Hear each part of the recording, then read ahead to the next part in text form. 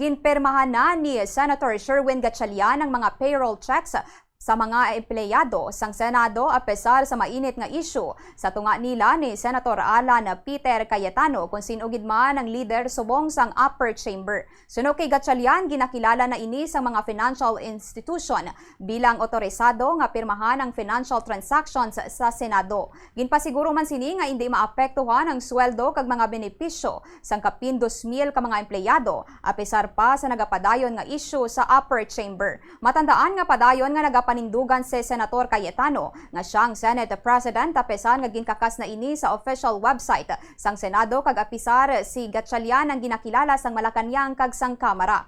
Una na nga nagduso si Cayetano sang isa ka power sharing arrangement agod mapadayon ang mataway nga operasyon sang Senado. Apang ginpamatukan ini ni Gatchalian. Apesar pa sang tensyon sa politika, ginpabutyag ni Gatchalian nga nagapadayon ang buluhaton sang Senado kag padayon man ini nga nagatuman sa mga obligasyon sini sa mga empleyado. Na fully transfer na ng Land Bank yung signatures. So I'll be signing the signatures tsaka yung ADA, yung automatic debit arrangement. Parang ano yun pinapadebit yung account natin for various expenses. So I'll be signing checks and the ADA specifically for the incentives ng mga empleyado, yung efficiency incentive na i-release na natin within the week.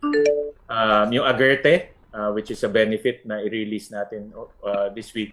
And yung MOE ng senators' offices, no, para maka-operate na sila.